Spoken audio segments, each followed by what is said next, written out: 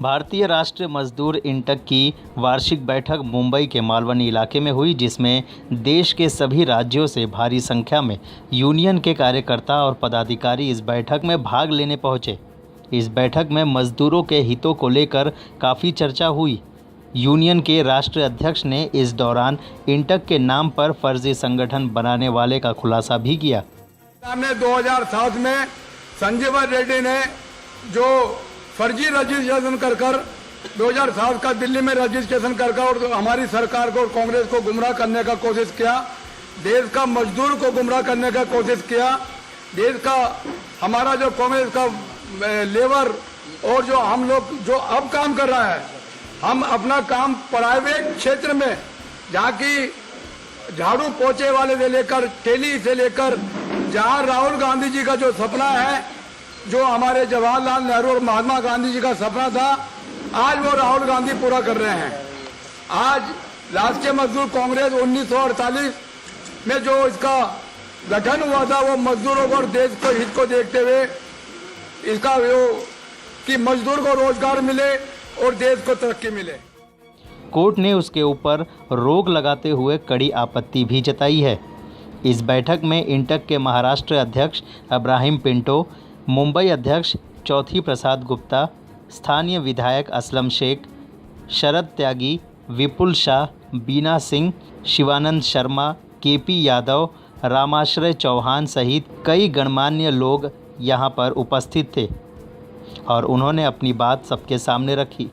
काम करने वाली छोटी कंपनियां उनके मसले लेके जो है वो उनके कंधे से कंधा मिला के उनके लिए लड़ने का काम कर रही है, चाहे फिर मजदूरों पे अन्याय होता हो, स्मॉल स्केल इंडस्ट्रीज पे अन्याय होता हो।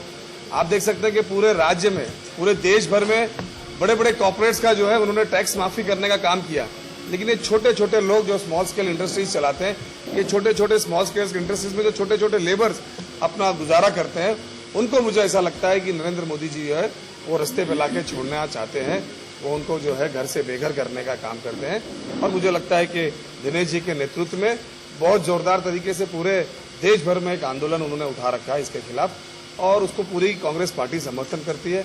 हमारी सोनिया जी, हमारे राहुल गांधी जी से लेकर सारे राज्यों में जहां जहां हमारी सरकार है, जहां हमारी सरकार नहीं है, हमारे सारे विरोधी पक्ष नेता, बेसिक कांग्रेस से सारे लोग इनके साथ कंधे से कंधा मिला के इस मुहिम में उनके साथ खड़े हैं। जहां वो लेबर्स की बात आती है, जहां आम गरीब जनता की बात आती है।